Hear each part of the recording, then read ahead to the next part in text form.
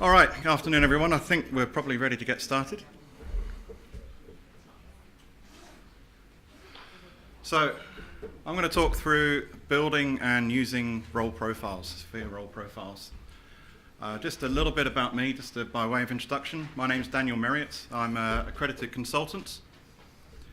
I'm also a chartered IT professional and a fellow with the British Computer Society and a fellow at the Institute of Management in New Zealand. I'm one of the two consultants in New Zealand, so I'm quite happy to be one of those stats.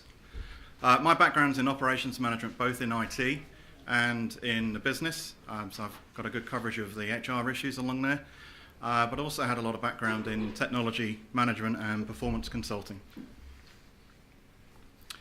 So what I'll run through today is what actually is a role profile, what are we actually talking about, run through a couple of methods for building these role profiles and also looking into job descriptions, and then I'll touch on some of the applications of role profiles, some of the ways in which they're used, and along the way I'll do my best to pick up some of the challenges and some of the tips.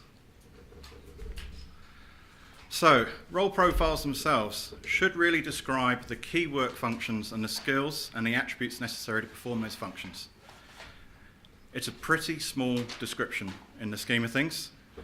It's worth remembering SFIA itself doesn't describe roles, jobs, or anything else, but it does provide the skills as the building blocks, and that's why we're using SFIA in here. So, this diagram here you're probably familiar with from the reference book. From my point of view, and I know others might disagree and I don't want to get caught on semantics, role profiles will touch on professional skills and some of the knowledge aspects. Person specifications, as I use them, touch on the behavioural skills, some of the knowledge, experience and qualifications, and by the time you get to a job description, we need an all-encompassing description. I know other people might use these roles, these names differently. Just for the purposes of today, that's the definitions I'm using. So, building role profiles. There are three main approaches I end up using, short of designing one from scratch. Typically, it's around working from an existing operating model. Usually there are specific tasks that are defined in processes that we can map to the skills we need. Or it's transforming an existing role profile. And the third approach is actually doing it from real life, asking people what they're actually doing and what skills they're actually using. And I'll just run through each of these three. Arguably the easiest one to do is from an operating model. The main advantage of this is that actually if you're using an existing and well-known operating model like ITIL, someone's probably already gone and done the work to tell you what skills are needed for what roles. It's a really fast way to build up the roles within the organisation. So generally speaking, the process, you have your operating model that describes the key processes in your organisation. Those processes require tasks to be delivered by certain role holders, and you need skills to perform those tasks. Those roles can then be combined into job descriptions, and then job descriptions feed back into the organisation structure. Hopefully that aligns with your operating model. Excuse me. Definitely some challenges with this approach. Mapping to reality is probably the first one. If your operating model was designed a long time ago, you've got to ask how close to reality is that? And of course, knowledge of the operating model and the processes. Really, you need someone with expertise in the processes to help you design these roles. So just by way of example, let's imagine that my organisation, ADAPS, is an ITIL shop. I won't dig into the details of ITIL, but let's say we need a change manager. So the change and configuration management is defined. There are a whole bunch of ITIL roles that are defined, and some lovely person's done the good work of actually describing the skills needed for each of those ITIL roles. Now in this instance, I want a change manager who's responsible for everything except being the process owner. So all of these in blue. And that goes ahead and tells me the skills that I need. It can be that quick. The main thing is that's fast and it's repeatable. And if your operating model describes all of what your organisation is delivering, all of your IT organisation, then actually you can capture your roles pretty quickly. And again, this is not a job description. This is just a description of the role. You might be combining that change manager function with a number of other functions. So that's the operating model. One of the other ways that we do this, and one I spend a lot of time doing, is transforming existing documentation. This has got a whole heap of challenges with it. I don't know what the job descriptions or role descriptions look like in your organization, but I've seen some pretty horrendous ones in terms of quality and format. Often it's quite difficult to work out how many roles are actually in a job description. To be honest, sometimes you don't need to know. There's a lot of generic language, particularly around personal characteristics, and you've got to work out what on earth does this organization mean by that.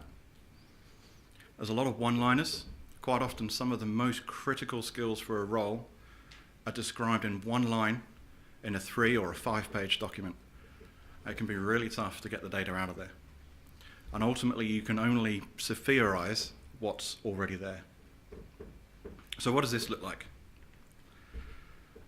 I've got a slightly sanitized piece of a role description here. I don't know how well you can read that from the back, but what you should be able to see is I've gone through and highlighted in color the skills that I was able to identify. And in gray I've highlighted the levels of responsibility. So that's the generic skills, business skills, influence, complexity, and autonomy. What I'm looking for in here is clues.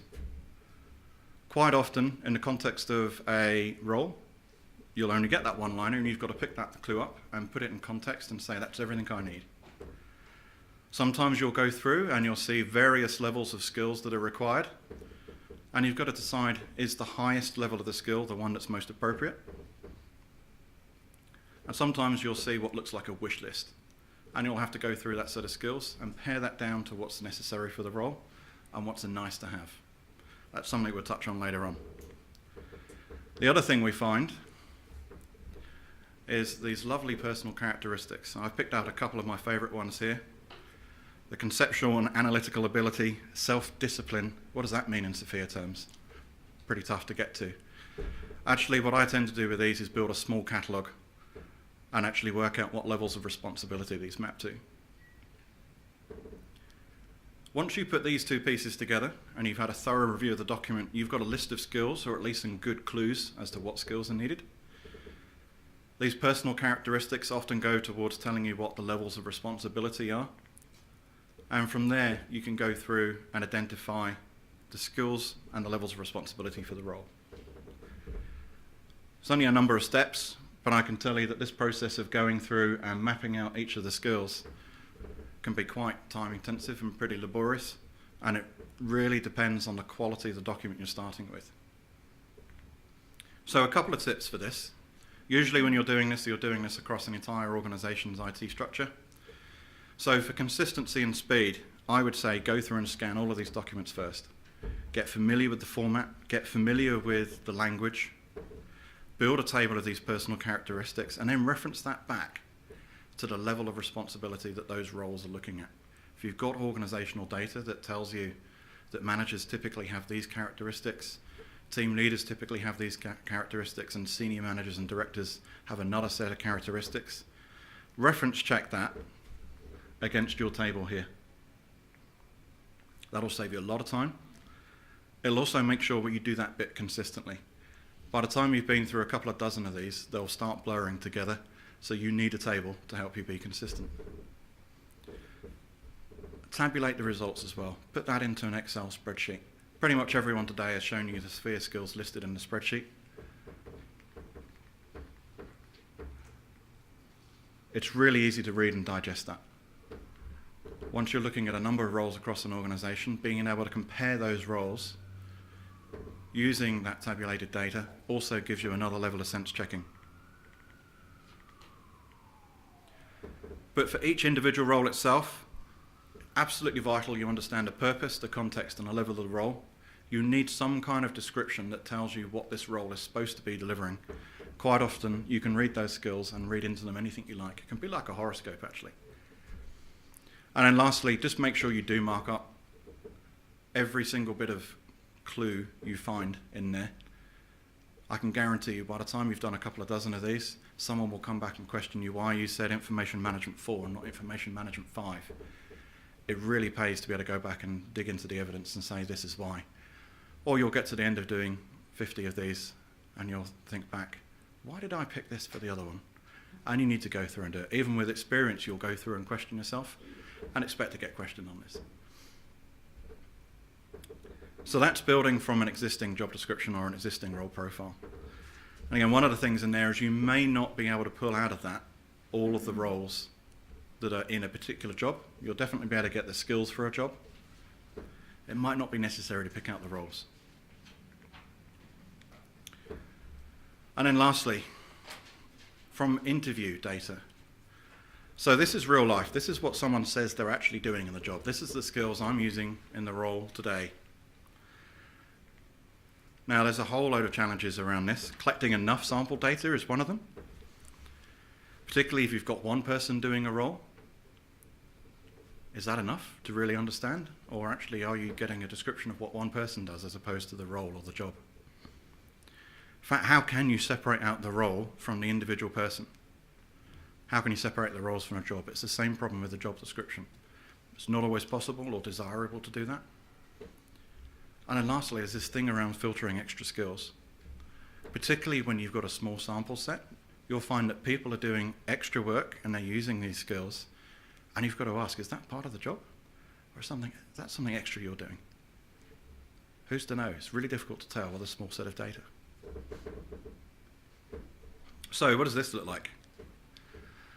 When we go through and do validation interviews, this is the kind of result we pick up. So we capture the name of the person, their current role, the length of time in the role, number of previous roles. And we go through and map out the highest level of responsibility and the various skills at the skill levels we've heard. Usually as I'm going through this, I'm noting down the level of the skill, number of times I've heard evidence around that. So I'm pretty confident by the time I get to the end, I can say these particular skills are active in the current role and I'm happy with the levels. And the person who's going through a validation interview can be happy with that too. And that's great. That gives me a starting place. So in this particular instance, I can take a look at that. And from the conversation I had with this particular person, I can tell you there were 3 roles in there. Whether you could actually work that out from the list of skills is another question. There are some challenges around that. But for this particular person, there was clearly a change manager role, a release manager function. They were also involved as being a problem manager when needed. That actually turned out to be a pretty big part of this person's role. But they've also got some additional skills like performance management for leading a team, relationship management, and service acceptance.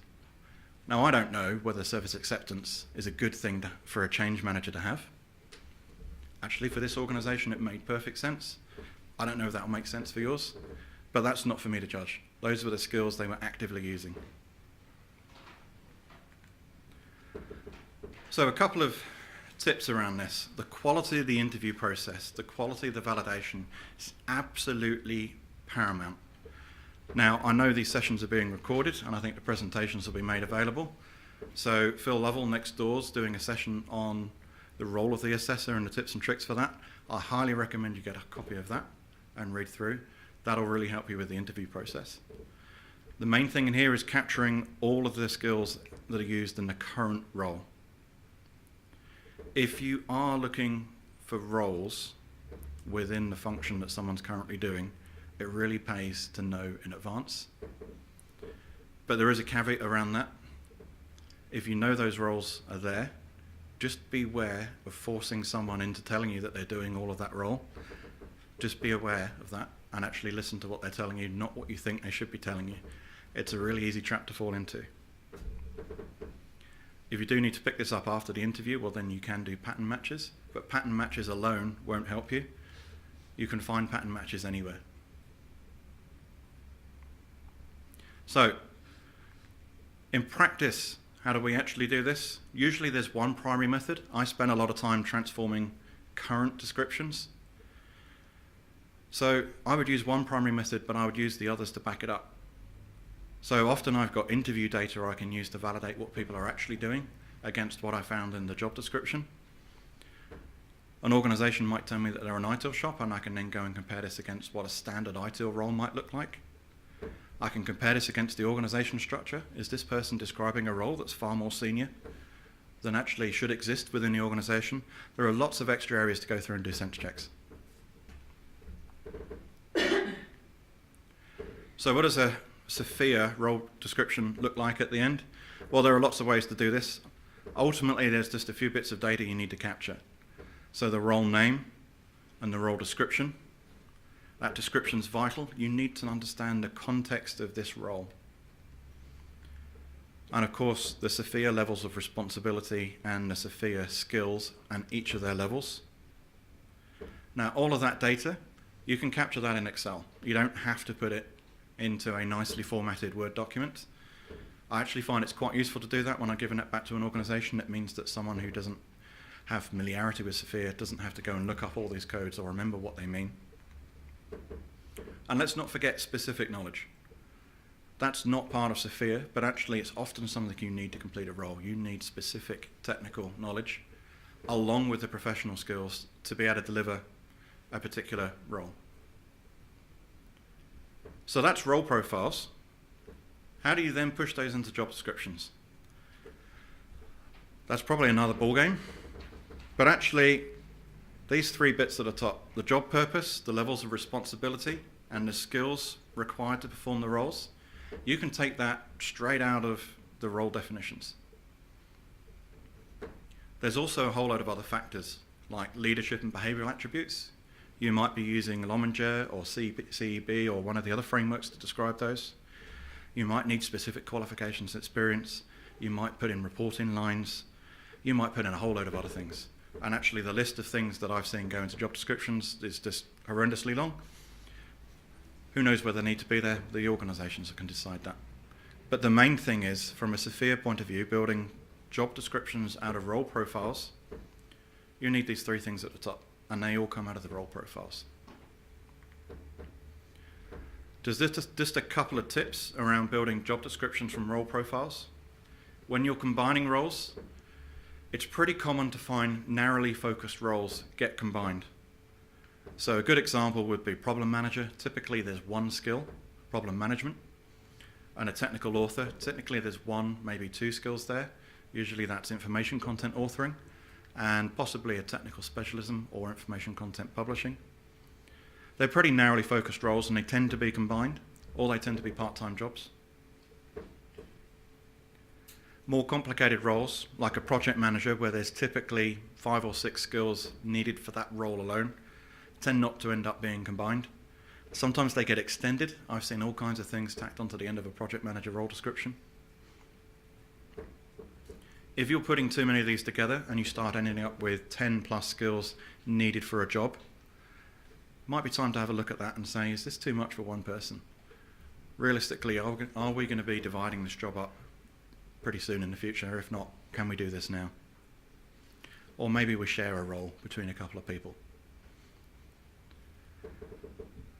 And lastly, the job might actually be a little bit more than the sum of the roles. So there might be additional skills necessary. So that change manager job that I went through also had service acceptance and performance management and relationship management. Now those aren't needed for any of the roles that were being performed, at least not in the context of that organisation. But in the context of that organisation, they were necessary for the job. So look out for those too. And just like building the role descriptions, you need input from people with specialist knowledge and detailed knowledge of what this role holder, what the job holder is going to be doing. So, on to the interesting bit, which is how to use these things. So I've got 3 areas I want to touch on here. And what I'll try and do is move through these at a relatively quick pace. I want to see if we can get a few minutes before we go in next door. But if I'm moving too quick, let me know. So, team profiles. Once you've collected up a number of jobs within a team or a number of roles, you might have a team profile that looks like this. And in fact, this particular team profile comes from a software development company in Auckland. They have 5, 6, 7 teams of 4 to 5 people, occasionally a little bit bigger. typically made up of a team leader, a senior developer, sometimes that's the same person, and analyst programmers, and actually a newly created role, which is the intermediate analyst program, and I'll touch on that later. But actually that didn't describe everything that team was doing.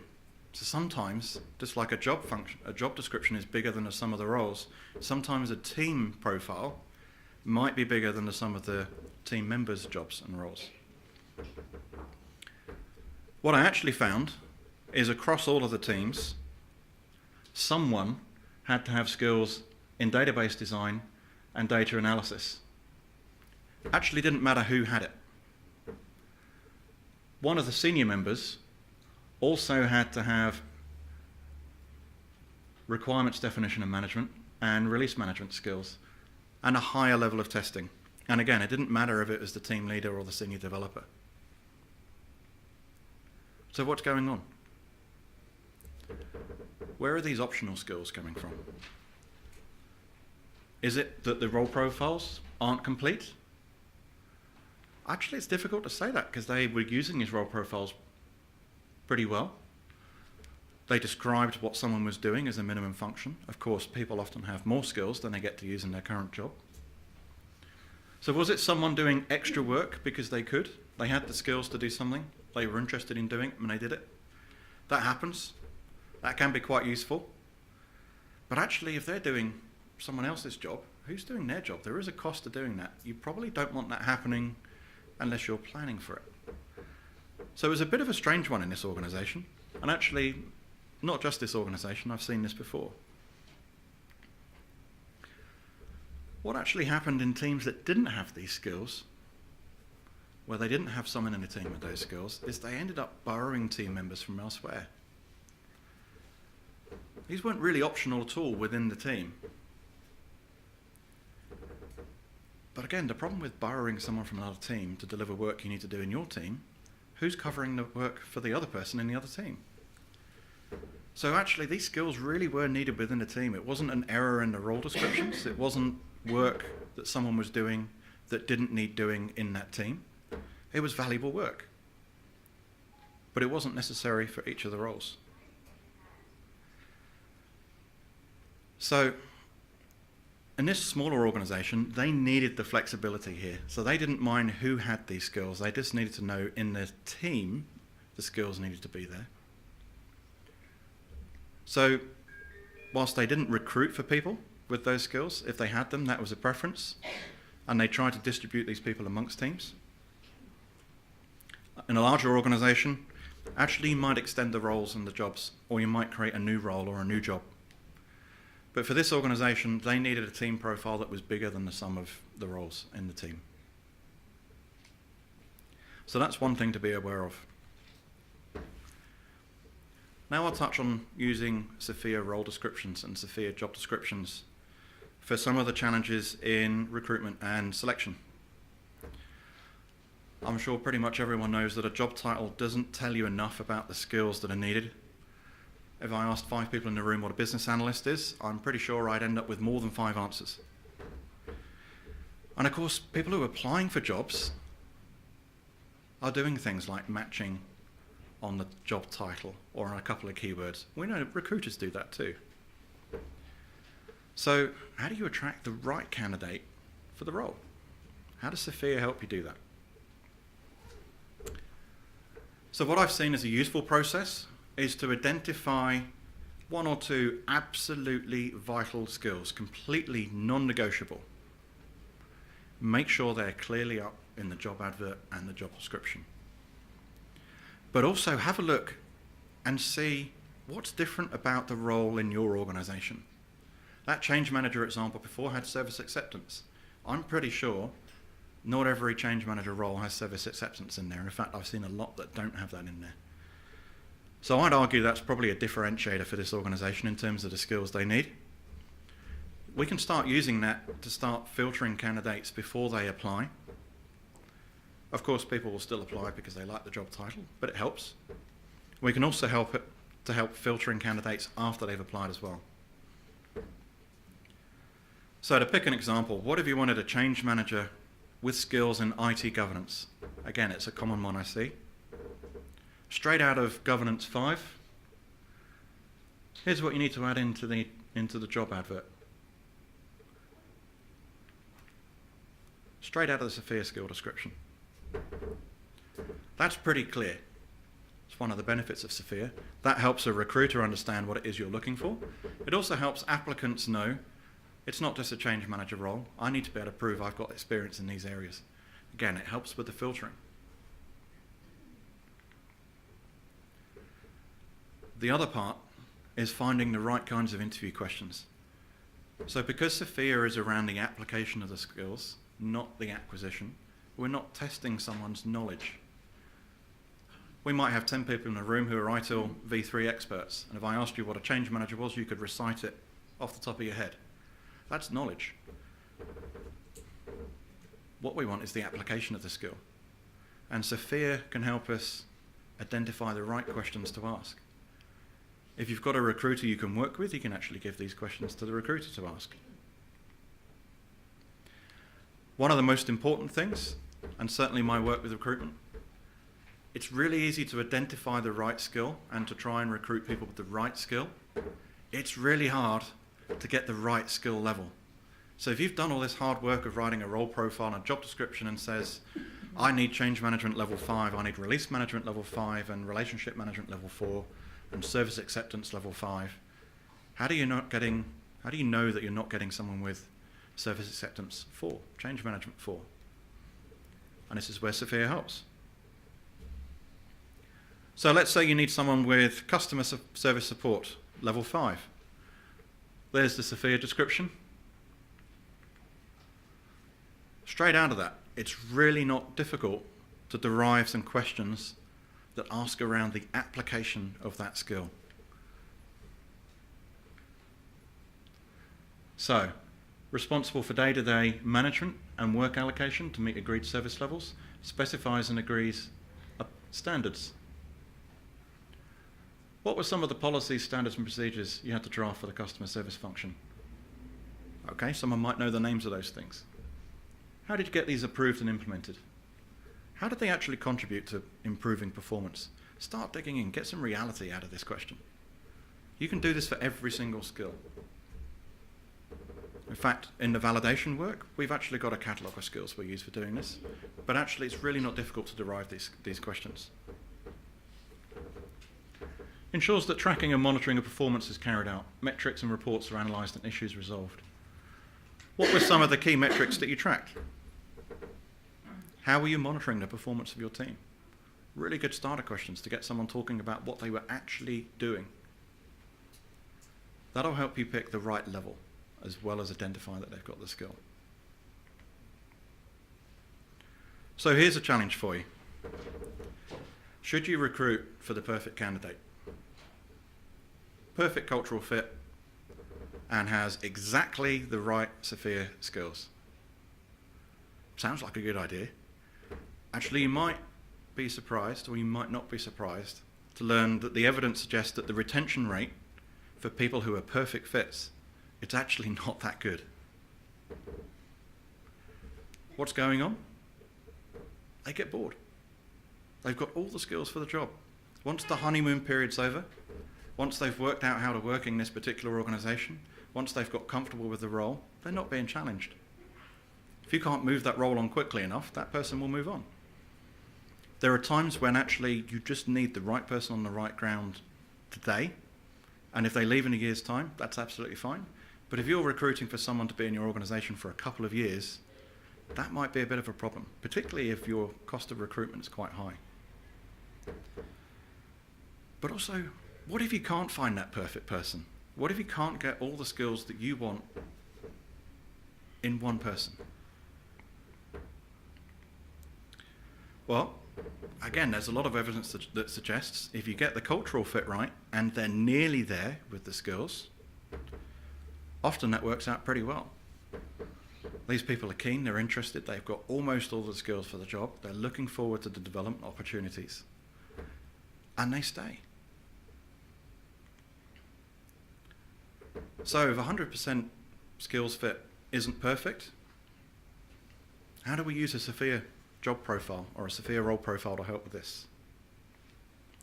So again, I would come back to what are the 1 or 2 absolutely essential and vital skills, non-negotiable, accept no compromise at all. What are the other skills that are differentiators that might be unique to your context? Do you really need them? Do you really need that change manager with service acceptance? Or actually, could you adopt a change manager and help them learn service acceptance? What about the other skills in the profile? Would you accept someone that only had some of the skills or some of the skills at almost the right level? Now we're starting to get to a sensible compromise. If we've got the absolutely vital skills nailed, do we really need all the others at that level? Or are we just matching what someone was doing before? Here's the good question. Would you offer them the same money if they had almost all the skills? When your remuneration team is valuing a role and they're valuing it for 100% fit, and you're recruiting someone and they come through at a 95% fit, would you pay them 100%? That's a difficult question to answer. That market forces might drive that. But if you won't pay them 100% and they're nearly there with the skills, what about investing that difference in training them up in the skills they don't have, or just improving a skill level? So let's go and have a look at this change manager position again and see what we can do with it. So, nice little catalogue of skills that we need here. All of these, and the roles come through at level of responsibility 5. I wouldn't compromise on a level of responsibility. That's a level that someone's working at. If you recruit someone who's not at the right level, the skills aren't going to help. In this particular organisation, for this particular role, here's what came out. Here are non-negotiable skills. Change management, change implementation, planning and management, and methods and tools. Absolutely essential. No compromise accepted at all. However, release and deployment, level 4 will do for now. I'd want them to be level 5. Service acceptance, level 4 will do. Nice to have. Okay, someone doesn't have relationship management, performance management. I can live with that. We'll help them develop the skills on the job. Key difference, this service acceptance. Again, that might be something that's just a nice to have. All of that goes through to actually making your recruitment a little bit simpler. It also helps you know where you should be flexible and where you should hold your ground. So one last thing I want to look at. So if we're looking at recruiting people who don't have all the skills, what do we do? What do these training pathways look like? So I'm going to go back to this software development company in Auckland. They had a bit of a challenge. They recruited junior analysts. Through their own internal training program, they very quickly got them up to analyst programmers. So they developed their programming skills, gave them skills in application support, and also systems integration and testing. Most of the people that are coming through here, they actually had the knowledge for these. They just didn't have the application, so it was a pretty quick process. But the senior developers, the senior analyst programmers, are way, way, way above on some of these skills. It's a big jump from programming 3 to programming 5. At programming 5, you're setting the standards. At programming 3, you're enabling. One of the challenges they had, there was no pathway. Analyst programmers would just drop off. They'd leave. They've got to recruit again. And they've got to train them again from junior analyst to analyst programmer. But the senior developers had no interest at all in mentoring and helping to develop these analyst programmers, and the team leaders wouldn't give them opportunities above their role because they weren't sure they had the skills. The senior developers saw that these people didn't have the skills and that they wouldn't get an application, so they didn't want to waste their time mentoring people who'd never get to use these things. So in this organisation, I helped them create an intermediate role. And we deliberately defined an intermediate role. And we set up a training program to help them get from programming 3 to programming 4, from application support 3 to 2 to 3. And we defined some new responsibilities. So then the team leaders were much happier assigning more senior responsibilities to intermediate analysts. And then, of course, the senior people, they were happy to mentor because actually they were mentoring people who were going to be applying it. And not only that, they were working on more interesting problems. A whole life cycle got created out of defining this intermediate role. One of the things that comes out of using SFIA, and particularly one of the things that comes out of using tables to define the roles, it's pretty easy to see the gaps. It's blindingly obvious that you've got to get from 3 to 5 and the step is 4. But actually, before using SFIA, all this organisation knew was they had analyst programmers and senior analyst programmers and couldn't understand why they couldn't bridge the gap. They didn't understand the gap was huge. So now we're on to creating another new role. And that kind of completes the cycle. We're back to defining a new role again. So what I want to just highlight here is in using the role profiles and using the job descriptions that come from the role profiles, there are all kinds of adjustments that come out. Do you need to start considering additional optional skills for your team? Maybe you don't recruit for them, but maybe you want to be developing them. I know there are organisations in New South Wales that actually do that. They must have these skills at joining, are expected to develop these skills within the first couple of years. There are actually job descriptions being written that way. So plan how you're actually going to deliver your role profiles. Deliver them, get them into the hands of people who are using them. Find out how they're being used, get feedback on that. Do we need team profiles in addition to role profiles? Do we need to mark some skills as optional? And then update your role profiles and review your process for creating them.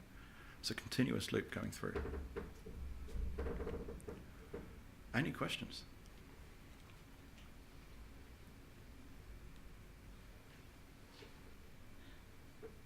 Yeah. Daniel, you mentioned right at the start you can use 3 options. One was operating model or existing job description. Would you say that maybe the operating model would be for your future profile, your future role, your job descriptions and your current, and that might map to where you want to be? As a rule of thumb, yeah, if you're defining a new operating model, it's a great time to actually define the roles from scratch. And then you can capture your current roles and look at the transition. But also it might be that you're looking at splitting up, say, that change manager job from change manager plus release manager plus problem manager. You might be looking at splitting that role because actually it's just grown too much for one person. In which case I'd say go back to the operating model and rather than just take out the release management piece, look at where that role fits against the other roles in the operating model. So current, mainly used for the future, yes, but you can definitely use it for the current state. And certainly in the case of creating an intermediate analyst programmer, that matched against the operating model that organisation had. They just didn't know it.